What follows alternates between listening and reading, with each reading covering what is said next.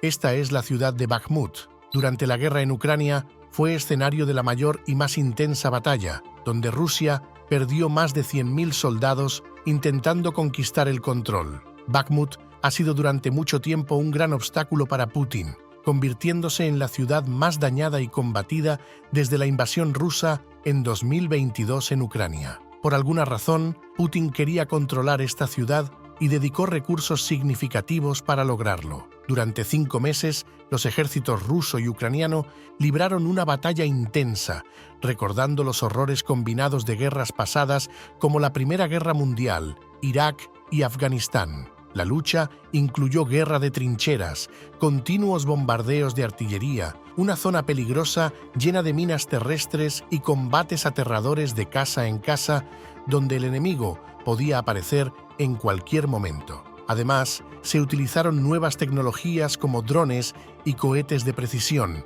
capaces de atacar sin previo aviso. Es el tipo de batalla que agota tanto física como mentalmente a un soldado, un infierno psicológico donde ni siquiera el soldado más entrenado quiere estar. La mayoría de los soldados enviados no regresaron con vida, y aquellos que lo hicieron sufrieron una destrucción total de su salud mental. Según la Casa Blanca, los militares rusos sufrieron alrededor de 100.000 bajas, además de soportar un alto costo financiero y de equipamiento. Rusia sacrificó más soldados en Bakhmut que la población total de la ciudad y gastó más dinero del que la economía local podría generar jamás. El 4 de junio, Serhiy Sherebati informó que por cada baja ucraniana hubo 7.5 bajas rusas en Bakhmut. El grupo Wagner sufrió más de 81.000 bajas, según confirmó el propio líder del ejército privado ruso, Yevgeny Prigozhin. Esta fue sin duda la batalla más costosa para Rusia. Para que entiendas mejor los números, vamos a poner esto en perspectiva y mostrar lo realmente costosa que fue esta batalla. Rusia perdió más tropas intentando capturar esta pequeña ciudad ucraniana que las que Estados Unidos perdió en la batalla de las Ardenas, una de las más costosas para Estados Unidos en la Segunda Guerra Mundial, donde más de 19.000 soldados estadounidenses murieron y más de 80.000 resultaron heridos. Pero ¿por qué Putin invirtió tanto poder militar, soldados y dinero en esta pequeña ciudad? ¿Y cómo fue la batalla más sangrienta de la invasión rusa a Ucrania? Bakhmut es una ciudad de cruce ubicada en el este de la región de Donetsk, Ucrania. Antes de la guerra tenía una población de 70.000 habitantes y era conocida principalmente por su vino espumoso. Pero Bakhmut se convirtió en el objetivo principal de la campaña militar rusa en la región más amplia de Donbass, después de la captura de Luhansk y Severodonetsk el verano pasado. Tras una breve pausa en los combates, las fuerzas rusas, lideradas por los mercenarios del grupo Wagner de Yevgeny Prigozhin, avanzaron sobre Bakhmut el 1 de agosto de 2022. Aunque la ciudad en sí tiene poco valor, es crucial para capturar el resto de Donetsk, un objetivo que Putin afirmó ser desde el inicio de la guerra. Las tropas de Wagner lograron éxitos iniciales y para mediados de agosto ya habían avanzado hacia los alrededores este de la ciudad. También comenzaron a avanzar hacia Zaitsev e Ivranjad al sur y Soledar al norte. En octubre, Zaitsev ya estaba bajo control ruso. Los contraataques ucranianos lograron expulsar a algunas fuerzas rusas de Soledar, pero los combates apenas comenzaban. A principios de noviembre, las tropas ucranianas liberaron la ciudad de Kherson, cientos de kilómetros al sur de Bakhmut. Kiev planeaba cercar y eliminar decenas de miles de tropas rusas allí, pero al final se estima que alrededor de 30.000 lograron escapar con vida. Fueron rápidamente enviados al frente este, donde se unieron a nuevos reclutas rusos y prisioneros reclutados por el grupo Wagner. Ucrania también trasladó hombres de Kherson a Donbass, y ambos lados desplegaron decenas de sus mejores tropas hacia Bakhmut. El resultado fue catastrófico.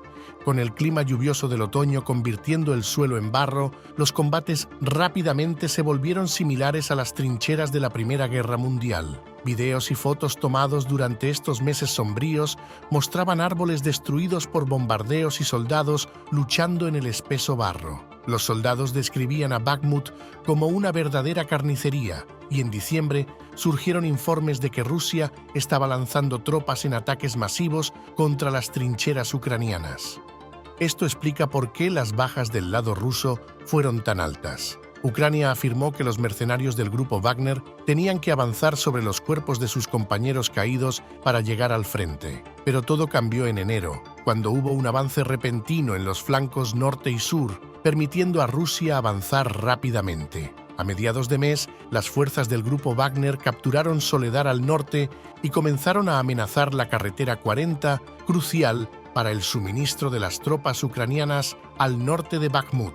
Mientras tanto, hubo otra brecha en el sur y el 20 de enero, el grupo Wagner tomó el pueblo de Klitschivka. Esto abrió el camino para un avance rápido hacia la carretera 504, pronto conocida como la Ruta de la Vida. Mientras la ofensiva invernal de Rusia avanzaba en la línea del frente, las fuerzas cercaban a Bakhmut a lo largo de febrero. A finales de mes, Rusia cortó la carretera 40 y amenazaba la Ruta de la Vida. En ese punto, los defensores de Bakhmut estaban a punto de ser cercados y derrotados. Kirill Budanov, jefe de la inteligencia militar ucraniana, estaba tan preocupado que envió a una unidad de fuerzas especiales llamada Kraken a Bakhmut para ayudar a estabilizar la situación. Fue una jugada arriesgada, poniendo en peligro a algunas de las mejores tropas de Ucrania para evitar que Putin obtuviera una victoria propagandística, pero valió la pena. A pesar de estar aún dentro del alcance de la artillería rusa,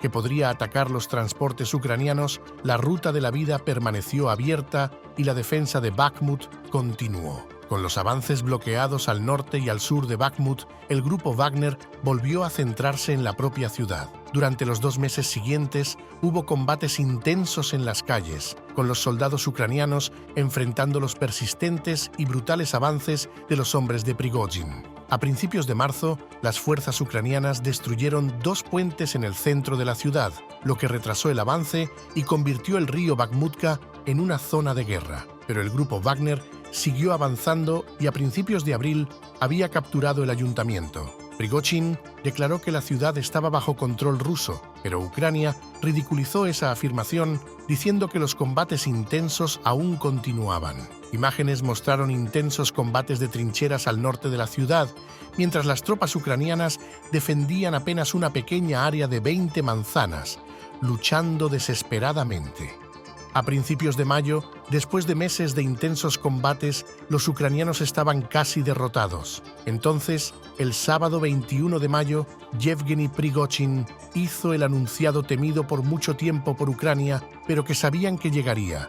Bakhmut había caído. Imágenes en Telegram mostraron combatientes con banderas rusas escalando edificios destruidos y celebrando disparando al aire. Putin confirmó el anuncio diciendo que los veteranos de la batalla serían premiados con medallas por valentía. Zelensky rechazó esta afirmación durante una reunión del G7 en Japón. Aunque admitió que la ciudad había sido devastada, con daños equivalentes a los de una bomba nuclear, Kiev sigue insistiendo en que la batalla por Bakhmut no ha terminado. Sin embargo, observadores occidentales afirman que Ucrania ha perdido el control sobre la ciudad. En solo 5 meses de combates este año, se estima que Rusia ha sufrido más de 100.000 bajas en Bakhmut, incluidas al menos 20.000 del grupo Wagner. Las bajas del ejército ucraniano fueron menores, pero aún así se estiman en decenas de miles. Podrías preguntarte por qué Rusia está obligando a sus soldados a hacer este tipo de sacrificio por Bakhmut. Debe ser un lugar de importancia estratégica crucial para su esfuerzo de guerra, ¿verdad? Solo tendría sentido si fuera así. Putin pagó un precio muy alto intentando capturar esta pequeña ciudad. Debe haber una razón especial detrás de esto, especialmente porque Rusia dice preocuparse tanto por sus tropas como afirma Vladimir Putin. Pero la verdad es que probablemente no sea eso lo que sucede. Los avances estratégicos de Rusia en Bakhmut fueron mediocres y en el peor de los casos podrían haber sido insignificantes en relación con el esfuerzo de guerra ruso para capturar la ciudad. De hecho, analistas militares especializados, incluidos líderes de la OTAN y representantes del Pentágono, han minimizado la importancia estratégica de Bakhmut. Muchos expertos que discuten la situación están tratando de entender por qué Rusia decidió continuar centrando sus esfuerzos en esta ciudad desde un punto de vista militar. Esto no significa que Bakhmut carezca de importancia estratégica, nadie está sugiriendo eso.